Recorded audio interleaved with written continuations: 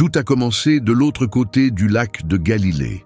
Un homme, tourmenté en permanence, errait parmi les tombeaux. Il criait, blessé, enchaîné par d'autres, mais jamais vraiment retenu. Les gens le craignaient, l'évitaient, et il était contrôlé par une force que personne ne pouvait nommer ni arrêter. Tout a changé quand Jésus est arrivé. D'un seul pas sur cette terre inconnue, il est entré dans un lieu rempli de conflits spirituels. Personne ne l'attendait, aucun lieu de prière à l'horizon. Seuls les cris de douleur résonnaient au loin. Ce qui s'est passé ensuite n'était pas juste un miracle, c'était un affrontement direct entre le règne du ciel et l'opposition de l'enfer. Beaucoup d'esprits mauvais, un troupeau de porcs, un homme complètement transformé et une ville figée par la peur. Ce passage de l'Écriture est à la fois troublant et puissant. Il montre jusqu'où le mal peut aller et à quel point l'autorité de Jésus est totale. Aujourd'hui, nous allons explorer ce passage, découvrir son sens profond, son message prophétique et les vérités surprenantes derrière cette scène dramatique de l'Évangile. Ouvrez votre Bible au chapitre 5 de Marc et restez avec nous. Il ne s'agit pas seulement de porcs. C'est une guerre entre les ténèbres spirituelles et la puissance inarrêtable du Christ. Commençons. L'histoire débute alors que Jésus et ses disciples traversent le lac de Galilée.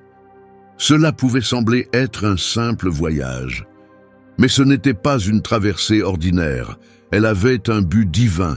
Juste avant, ils avaient affronté une violente tempête sur le lac, une tempête que Jésus a calmée simplement par sa voix. Marc chapitre 4, verset 39 dit « Jésus se leva, parla au vent et dit « Silence, calme-toi ». Alors le vent s'apaisa et tout devint paisible. Pourquoi Jésus aurait-il affronté une tempête, traversé les eaux et pénétré en territoire non juif? Parce que quelqu'un sur cette rive avait désespérément besoin de lui. Un homme que personne ne pouvait aider, entouré par la mort. Dans Marc chapitre 5, versets 2 à 3, on lit « Lorsque Jésus sortit de la barque, un homme possédé par un esprit impur vint à sa rencontre depuis les tombeaux. Cet homme vivait dans les cimetières. Et personne ne parvenait à le maîtriser, même avec des chaînes. Imaginez ce moment. Dès que Jésus pose le pied à terre, un homme hurlant fonce vers lui. Un homme sauvage, sale, couvert de plaies, nu, battu en sang, les cheveux emmêlés, des chaînes pendant à ses bras, résultat de nombreuses tentatives échouées pour l'enfermer. Marc chapitre 5, verset 4 continue. Il avait souvent été attaché avec des chaînes et des fers, mais il brisait les chaînes et brisait les fers. Personne n'était assez fort pour le dominer. Cet homme n'était pas juste tourmenté, il terrorisait tout le monde. Les gens évitaient cet endroit par peur de ce qu'il pourrait faire. Aucune chaîne ne pouvait l'arrêter, mais pire encore, il était prisonnier de lui-même, enfermé dans son propre esprit. Marc chapitre 5, verset 5 dit « Jour et nuit, il était parmi les tombes et dans les montagnes, criant et se blessant avec des pierres. Ses cris résonnaient chaque nuit. Chaque jour, il errait dans la douleur, seul, en sang brisé.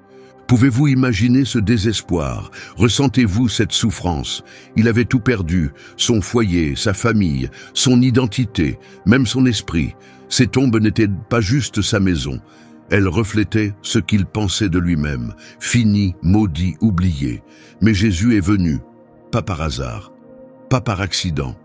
Il a traversé ce lac pour une raison, sauver quelqu'un que personne n'osait approcher. Jésus n'a pas vu un fou. Il a vu le fils de quelqu'un, prisonnier, en détresse, une vie qui méritait encore d'être sauvée. Ce moment nous montre que personne n'est au-delà de l'espoir, ni les brisés, ni les tourmentés, ni ceux qui sont spirituellement perdus. Que vous soyez pris dans une addiction, noyé dans la honte ou caché dans la solitude, Jésus traverse encore les tempêtes pour vous trouver. C'est sa nature. Il quitte la foule pour une seule personne, et cette personne vivait dans un cimetière. Quand Jésus arriva au pays des Géraséniens, à peine avait-il posé le pied sur le sol que c'est arrivé. Des tombeaux sortit un homme, sauvage, désespéré, déchiré à l'intérieur, courant droit vers lui. Mais il ne s'est pas battu. Il n'a pas fui. Au lieu de cela, il est tombé à genoux devant Jésus. Dans Marc chapitre 5, versets 6 et 7, il est écrit « Voyant Jésus de loin, il accourut, se prosterna devant lui et cria d'une voix forte « Pourquoi es-tu venu, Jésus, fils du Dieu Très-Haut? Je t'en supplie, au nom de Dieu, ne me tourmente pas. » Mais ce n'était pas l'homme qui parlait. C'était la voix des esprits mauvais en lui. Même s'il résistait, même dans la douleur, il savait qui il était. Ils ne l'ont pas appelé guérisseur ou enseignant. Ils l'ont nommé fils du Dieu Très-Haut, celui qui détient tout pouvoir au ciel et sur la terre. Jacques chapitre 2, verset 19 nous rappelle « Les démons aussi croient et ils tremblent ». Ces esprits n'étaient pas juste surpris, ils étaient terrifiés. Pourquoi? Parce que quand Jésus arrive, les ténèbres n'ont plus d'endroit pour se cacher. Sa seule présence est une menace pour le mal. Les démons n'ont pas contesté son identité. Ils ne l'ont pas moqué, ils l'ont supplié. Au nom de Dieu, nous te prions. Pensez-y, des esprits mauvais implorant Dieu pour obtenir miséricorde. Ils suppliaient de ne pas être tourmentés avant l'heure. Ils savaient exactement ce qui les attendait. Et ils savaient que Jésus avait le pouvoir de les renvoyer. Alors Jésus a répondu, il n'a pas crié, il n'a pas menacé. Dans Marc chapitre 5, verset 8, Jésus avait dit « Sors de cet homme, esprit impur ». Mais au lieu d'obéir immédiatement, les esprits ont résisté. Alors Jésus a fait quelque chose de fort, mais aussi personnel. Il a posé une question. Marc chapitre 5, verset 9 nous dit « Jésus lui demanda « Quel est ton nom ?» La réponse fut glaçante. L'homme répondit « Mon nom est Légion, car nous sommes nombreux. » Le nom Légion n'est pas hébreu, il est romain et il fait référence à l'armée. Une légion romaine comptait jusqu'à 6000 soldats, des hommes entraînés, organisés et impitoyables. Il ne s'agissait pas d'un seul esprit mauvais, c'était une armée de ténèbres vivant dans une seule personne. Peux-tu seulement imaginer cette douleur? Des milliers de voix qui se battent pour dominer l'âme d'un seul homme. Pas étonnant qu'il hurlait chaque nuit. Pas étonnant qu'aucune chaîne ne pouvait le retenir. Ce n'était pas juste un trouble mental ou émotionnel. C'était une attaque totale. Et malgré leur nombre, leur force et leur cruauté, ils étaient tous terrifiés par un seul homme, Jésus. Il y avait beaucoup de démons, mais un seul Jésus. Les forces du mal étaient stratégiques, mais Jésus a une autorité totale. L'âme de cet homme était envahie par des milliers d'esprits, mais il savait qu'il ne pouvait rien faire face à celui qui se tenait devant eux. Dieu fait homme, le roi du ciel, la parole faite chair. Ce n'était même pas un combat équilibré. Et écoute bien, peu importe à quel point ta situation semble sombre, peu importe le chaos qui règne en toi, peu importe les pensées qui te crient dans la tête, il y en a un seul qui peut tout faire taire.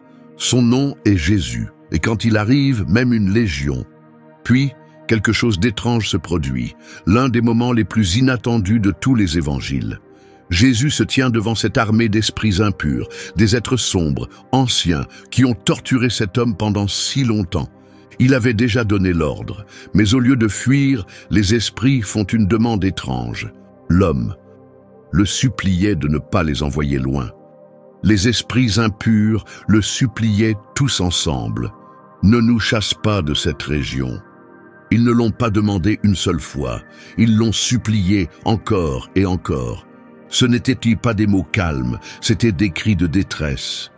Les mêmes démons qui avaient rendu cet homme violent, incontrôlable, rempli de souffrance, étaient maintenant comme des prisonniers faibles, implorant la pitié devant un juge. Il l'avait contrôlé pendant des années, peut-être plus. Mais face à Jésus, il n'avait plus aucun pouvoir, aucune autorisation, aucun appui. Tout ce qu'il pouvait faire, c'était supplier.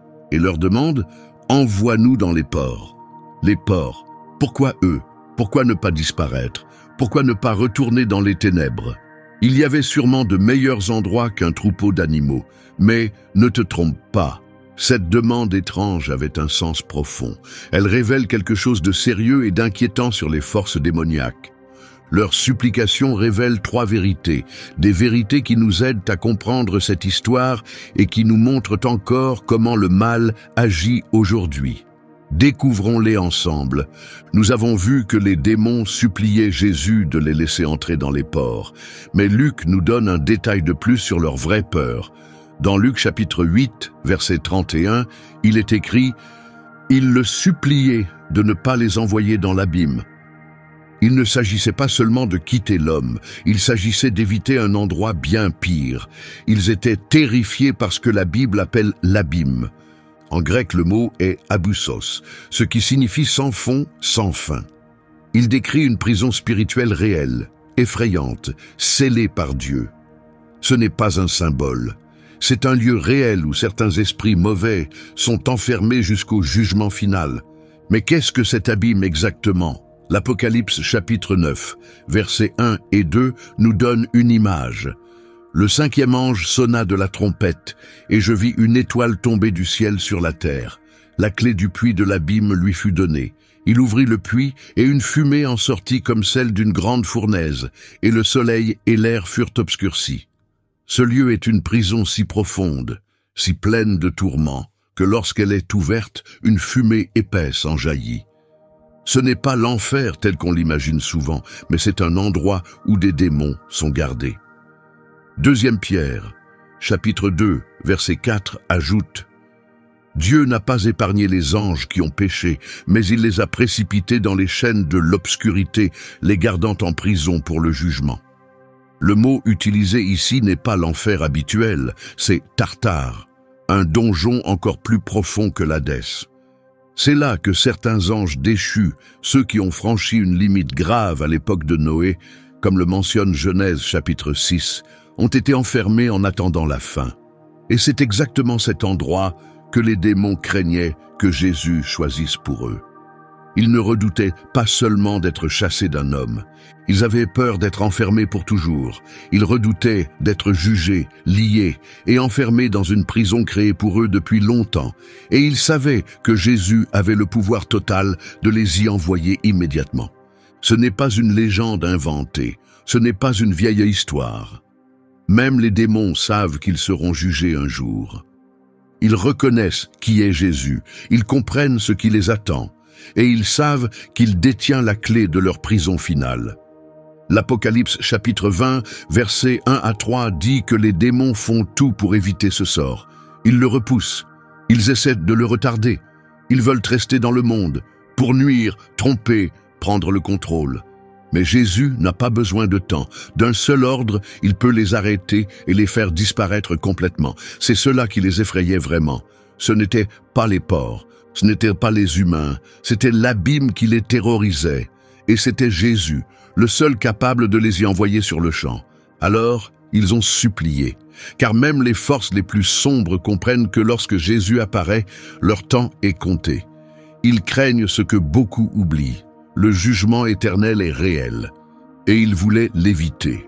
En continuant à explorer le mystère de cette étrange demande, on découvre une deuxième vérité choquante. Ils ont demandé à entrer dans des ports. Pourquoi des ports? Parce que les ports étaient considérés comme impurs. Lévitique chapitre 11, verset 7 dit « Le porc a l'ongle fendu, mais ne rumine pas. Il est impur pour vous. » Selon la loi de Moïse, les porcs étaient spirituellement souillés. Ils ne pouvaient pas être offerts, ni mangés, ni même touchés. Les porcs symbolisaient l'impureté. Ils représentaient tout ce qui était en dehors de l'alliance de Dieu. Alors, quand les démons ont demandé à Jésus de les envoyer dans les ports, ils ne cherchaient pas simplement un endroit au hasard. Ils voulaient quelque chose qui correspondait à leur propre nature. Réfléchis-y, ils n'ont pas demandé à vivre dans les arbres, à voler avec les oiseaux ou à flotter dans les rivières. Ils n'ont même pas voulu errer dans le désert comme dans d'autres passages des Écritures. Ils ont choisi les porcs, des créatures impures, parce que l'impureté attire l'impureté. Le mal cherche ce qui est déjà brisé. L'obscurité se développe là où la lumière de Dieu est absente. Les démons ne se cachaient pas simplement. Ils se connectaient. Ils ont choisi les porcs parce qu'ils partageaient le même état spirituel. De la même manière que le péché cherche une porte ouverte dans le cœur humain, ces démons cherchaient un lieu déjà marqué par la corruption spirituelle. Mais il y a encore plus. L'évangile de Marc nous dit que cet événement s'est déroulé dans la région des Géraséniens, une zone païenne à l'est de la mer de Galilée. Ce n'était pas un territoire juif. Il y avait une forte influence romaine et grecque. Pour les païens, les porcs n'étaient pas sales, ils étaient précieux. Ce troupeau n'était pas sauvage. Il était probablement élevé pour être vendu, pour des repas romains ou des rituels païens. Alors, quand les auditeurs juifs entendaient cette histoire, ils comprenaient quelque chose de profond. Même si ces porcs étaient rentables, utiles ou considérés comme purs selon les normes culturelles, ils restaient impurs aux yeux de Dieu. Et dans ce récit, ces animaux deviennent des instruments de jugement, révélant ce qui avait toujours été caché en dessous. Ce moment transmet un message clair. Il n'y a pas de terrain neutre entre ce qui est pur et ce qui ne l'est pas. Certaines choses dans ce monde peuvent sembler correctes, utiles, acceptées, même respectées, mais elles restent impures devant Dieu. Et l'ennemi, qu'on le voit ou non, est attiré par ces lieux, par ce qui est spirituellement faible, compromis, souillé. C'est pourquoi la Bible appelle constamment les croyants à mener une vie sainte, mise à part et vigilante. 2 Corinthiens chapitre 6, verset 17, nous rappelle « Là où l'impureté est tolérée, les esprits mauvais ne sont jamais loin. » Pour le public juif, cette leçon était évidente.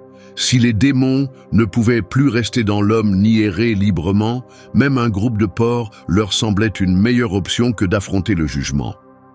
Mais il y a un avertissement plus profond ici. Si les esprits mauvais se sentent à l'aise dans des lieux impurs, à combien plus forte raison devons-nous protéger nos cœurs, nos foyers, nos habitudes ?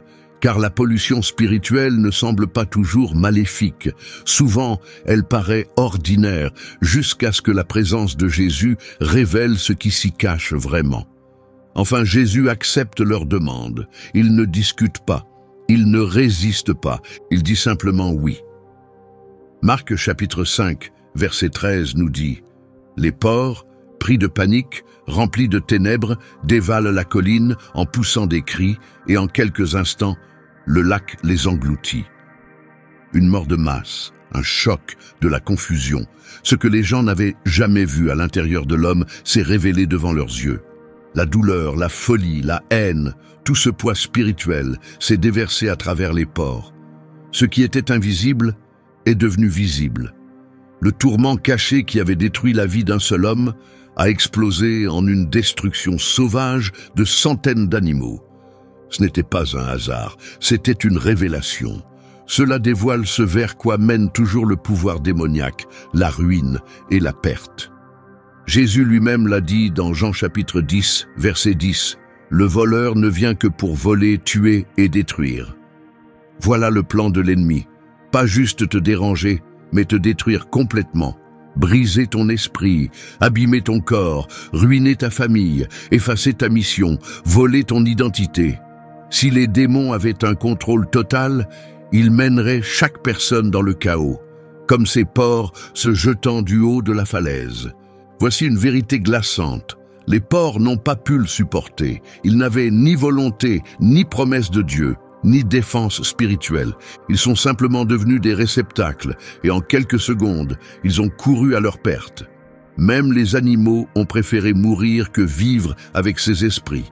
Dès qu'ils en ont été remplis, leur seul instinct a été de fuir, de se jeter dans le vide, d'éteindre la douleur, de faire taire les voix. Voilà ce que fait le mal. Il ne s'installe pas, il ne répare rien, il ne construit rien, il consume. Maintenant, regarde la différence. L'homme, quand il était possédé, vivait une agonie constante. Il hurlait, se blessait, se cachait parmi les tombes. Mais une fois libéré, il était assis calmement, habillé et maître de lui. Les porcs, eux, une fois possédés, ont couru à la mort, sans hésitation, sans retour possible. C'est la vraie nature des ténèbres. Elle peut se faire passer pour la liberté, la réussite ou le plaisir. Mais sous la surface, son but ne change jamais. La destruction. Alors sois prudent. Ne prends pas les ténèbres à la légère. Le péché ne reste pas inoffensif. Les petits compromis ne restent pas silencieux. Et le mal ne reste jamais sous contrôle. Ce qui te semble anodin aujourd'hui pourrait t'entraîner vers le précipice demain. Proverbe chapitre 14, verset 12, le dit ainsi. Il y a une voie qui paraît droite à l'homme, mais son issue, c'est la mort. C'est pour cela que Jésus est venu, pas seulement pour guérir ou raconter des histoires, mais pour libérer les gens, chasser le mal et sauver ceux qui allaient droit vers la ruine.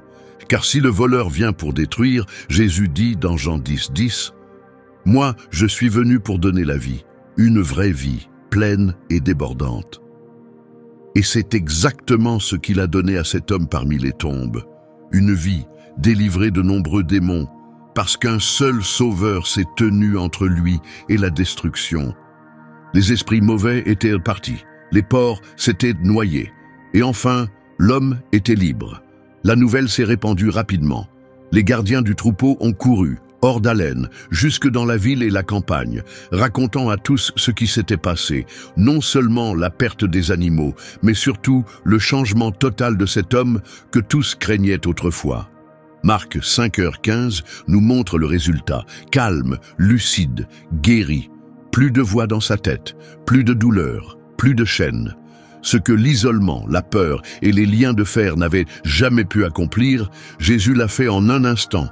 L'homme que tout le monde évitait, que personne ne pouvait aider, que la communauté avait rejeté, Jésus l'a sauvé. Voilà la vraie liberté. Pas simplement un changement de comportement, mais une nouvelle personne, de tourmenté à entier, d'enchaîné à assis dans la paix, d'abandonné à restaurer. Mais ensuite, survient une réaction inattendue. On pourrait croire que les gens allaient se réjouir. On imaginerait qu'ils seraient heureux que l'homme soit guéri. Mais au lieu de cela, ils ont eu peur, non plus de l'homme, mais de Jésus. Marc 5,17 nous dit « Alors ils le supplièrent de quitter leur région. » Ils n'ont pas demandé d'explication. Ils n'ont pas cherché à comprendre. Ils voulaient juste qu'il parte. Pourquoi? Parce que la liberté a un prix. Ces porcs, plus de 2000, avaient disparu. Ce n'était pas juste un troupeau, c'était un revenu, une sécurité, ce à quoi ils tenaient. En libérant cet homme, Jésus avait bouleversé leur monde. Il avait renversé leurs priorités. Il leur avait montré ce qui comptait vraiment, et ils ont compris. Ils préféraient garder leurs démons plutôt que perdre leur profit. Ils préféraient vivre avec l'obscurité familière que d'accueillir la lumière qui dérange. C'est une vérité difficile. Certains ne rejettent pas Jésus parce qu'ils doutent de lui, mais parce qu'ils savent qu'il est réel. Ils sentent sa puissance, ils reconnaissent son autorité, et au fond d'eux, ils savent, s'ils restent, tout devra changer. Leur mode de vie, leurs choix, leurs attachements, leur confort. Au lieu de l'accueillir, il lui demande de partir, non parce qu'il a échoué, mais parce que sa réussite était trop grande. L'homme qui vivait parmi les tombes n'avait plus rien à perdre, alors il a accueilli la liberté. Mais ceux qui vivaient à l'aise dans la ville avaient beaucoup à protéger, alors ils l'ont repoussé. Même aujourd'hui, Jésus apporte la paix à ceux qui souffrent et provoque un réveil chez ceux qui dorment dans le confort. La vraie question est: allons-nous l'accueillir ou le repousser? La foule a ressenti la peur. Les habitants ont supplié Jésus de partir, tandis que l'homme libéré de nombreux démons le suppliait de l'emmener avec lui. Et honnêtement, qui pourrait le blâmer? Jésus l'avait sorti d'un cauchemar, rendu sa lucidité, restauré sa valeur, et peut-être pour la première fois depuis des années, il se sentait à nouveau humain.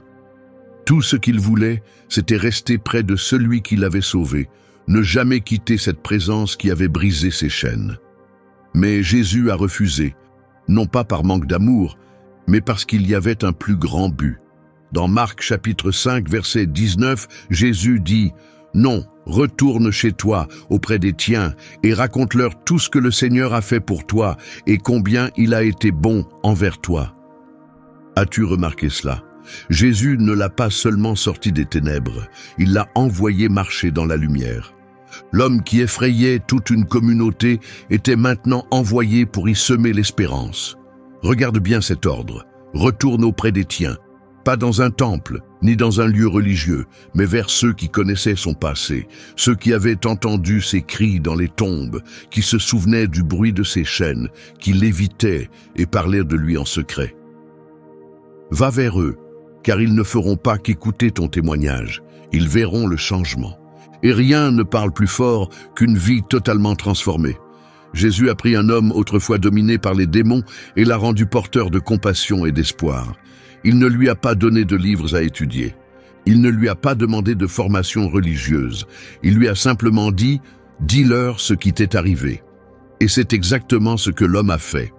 Marc 5,20 dit « Alors il s'en alla et se mit à proclamer dans la région des 10 villes tout ce que Jésus avait fait pour lui, et tous étaient émerveillés. » Les 10 villes, des villes païennes, en dehors d'Israël. Ce n'était pas juste un récit partagé entre amis. Il est devenu le premier messager auprès des non-juifs, avant Paul, avant la vision de Pierre, avant que l'évangile ne se répande dans le monde entier. Jésus a envoyé cet homme, vêtu, guéri, restauré, dans un endroit qu'il avait rejeté, et le résultat, tous étaient émerveillés. Son témoignage a dépassé leur peur. Ses paroles ont duré plus longtemps que le souvenir des porcs noyés. Et même après le départ de Jésus, le message est resté. Tout cela grâce à un homme que tout le monde pensait perdu à jamais. Mon ami, c'est ton appel aussi. Tu ne parleras peut-être jamais depuis une scène. Tu n'as peut-être aucune formation, mais tu as ton parcours. Et Jésus te dit la même chose. Retourne auprès des tiens et raconte-leur comment Dieu a changé ta vie. Ton histoire a de la puissance. Dans Apocalypse chapitre 12, verset 11, il est écrit « Ils l'ont vaincu à cause du sang de l'agneau et à cause de la parole de leur témoignage. » Tu n'as pas besoin de tout savoir. Ce qui compte, c'est de savoir ce qu'il a fait pour toi. Et quand tu en parleras, les gens seront touchés. Alors, que retenir de cette histoire?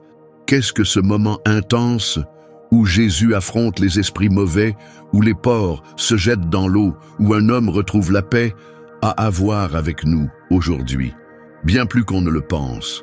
Sous le bruit, la peur et le chaos se cachent des vérités spirituelles profondes qu'on ne doit pas ignorer. Première leçon, les esprits mauvais existent. Soyons honnêtes, ils ne sont pas fictifs, ni des symboles de conte. Ce sont des forces réelles, avec des plans réels, et elles tremblent quand Jésus apparaît. Dans Éphésiens chapitre 6, verset 12, il est écrit « Nous ne luttons pas contre des êtres humains, mais contre des puissances invisibles, contre les autorités des ténèbres, contre les forces du mal dans les lieux célestes. » Ce que nous affrontons n'est pas seulement de la malchance ou de mauvais comportements, c'est un véritable combat spirituel. Mais voici la bonne nouvelle. Les esprits mauvais ne se sont pas montrés forts. Ils n'ont pas fait preuve d'audace. Ils ont supplié. Car lorsque Jésus est proche, ils sont sans pouvoir. Philippiens chapitre 2, verset 10 dit « Au nom de Jésus, tout genou fléchira, dans le ciel, sur la terre et même sous la terre. » Deuxième leçon. Jésus est venu pour libérer les gens. N'oublie pas. Il a traversé une mer agitée pour rejoindre un seul homme. Il n'y avait pas de foule pour l'attendre, pas d'applaudissements, aucune récompense, juste un homme brisé, criant et marqué, caché parmi les tombeaux. Pourtant, Jésus est venu, parce qu'il laisse les 99 pour aller chercher celui qui est perdu, comme le dit Luc chapitre 15, verset 4. Personne n'est trop loin. Aucune obscurité n'est trop profonde, aucun cœur n'est trop brisé. Tu peux te sentir invisible, rejeté ou indigne. Mais si Jésus a traversé l'eau pour cet homme, il fera la même chose pour toi. Troisième leçon. La liberté peut être bouleversante. Nous aimons entendre parler de guérison, jusqu'au moment où elle dérange ce qui nous est familier. Jésus a donné une nouvelle vie à un homme, mais cela a coûté à cette ville plus de 2000 porcs. La liberté est puissante, mais elle ne vient pas toujours de manière ordonnée. Elle peut bouleverser nos amitiés, nos finances, nos projets, nos habitudes. Parfois, quand Jésus entre, il renverse tout, car on ne peut pas accueillir la lumière et garder l'obscurité. Alors pose-toi cette question.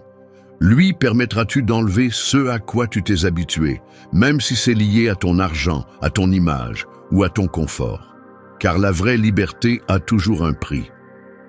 4e leçon, ne repousse pas Jésus. L'un des moments les plus tristes de cette histoire, ce n'est pas la souffrance de l'homme, c'est la réaction des gens. Ils ont vu ce que Jésus pouvait faire, ils ont été témoins de la compassion en action, et pourtant, ils lui ont demandé de partir.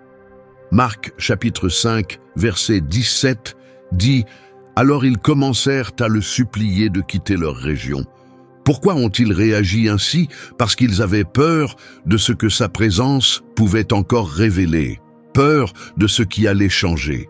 Ils ont choisi les animaux plutôt qu'une vie humaine, l'argent plutôt qu'un miracle, le confort du connu plutôt que le don de la liberté. Alors, ils ont demandé au Fils de Dieu de quitter leur territoire. Et même aujourd'hui, certains font la même chose. Quand Jésus s'approche, au lieu d'ouvrir la porte, on recule. Parce qu'au fond, on sait que sa présence change tout. Mais voici la réalité. Garder ses chaînes coûte toujours plus cher que perdre son confort. 5e leçon. Ton histoire a de la puissance. L'homme que Jésus a libéré n'a pas suivi de cours religieux. Il ne récitait pas les Écritures mot à mot. Il n'avait pas appris à défendre la foi, mais il avait vécu quelque chose. Et Jésus lui a dit « Va raconter ce que Dieu a fait pour toi ». C'est ce qu'on lit dans Marc chapitre 5, verset 19. C'est tout ce qu'il fallait. Et c'est encore vrai aujourd'hui. Apocalypse chapitre 12, verset 11 dit « Ils l'ont vaincu à cause du sang de l'agneau et à cause de la parole de leur témoignage. » Ton histoire est plus qu'un souvenir, c'est une arme pour la victoire. Tu crois peut-être que tu n'es pas prêt, mais ce qui te rend prêt, c'est ce que Dieu a fait dans ta vie. Les gens n'ont pas besoin d'un sermon parfait. Ils ont besoin d'entendre la guérison, le changement, ce moment où tout a basculé pour toi. Dis-leur ce qu'il a fait pour toi, car quand les autres verront qui tu étais et qui tu es devenu, ils seront émerveillés. C'est ce qu'on lit dans Marc chapitre 5, verset 20. Ce n'est pas seulement une histoire de porc, de démons ou de tombeaux. C'est une histoire qui te concerne.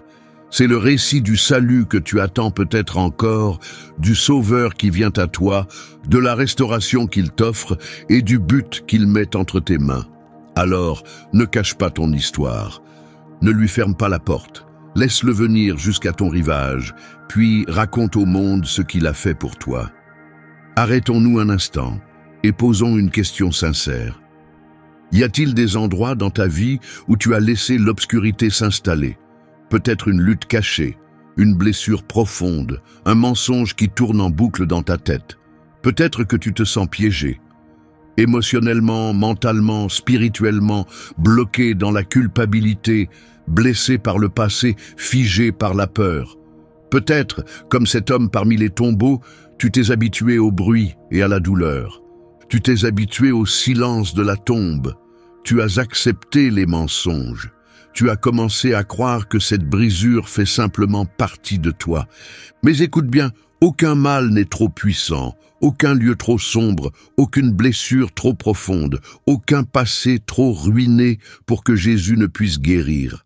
Le même Jésus qui a traversé la mer, qui a réduit une armée de démons au silence, qui a restauré l'esprit d'un homme et lui a rendu sa dignité, il est là maintenant pour toi.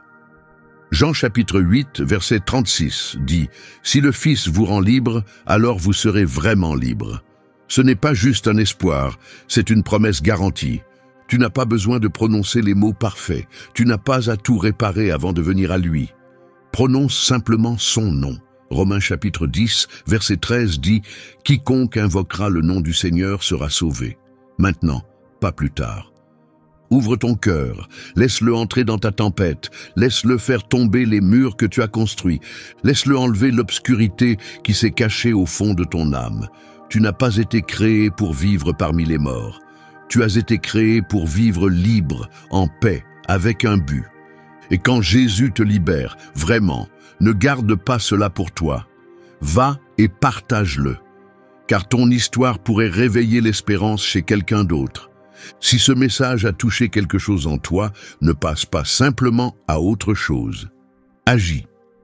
Like cette vidéo. Pas pour nous, mais pour que l'algorithme permette à d'autres d'entendre cette vérité. Laisse un commentaire et écris avec assurance « Jésus a toute autorité », car tes paroles de foi peuvent allumer une lumière dans l'obscurité de quelqu'un d'autre. Envoie cette vidéo à quelqu'un qui lutte en silence. Tu ne sais jamais qui s'accroche encore, prêt à tout lâcher.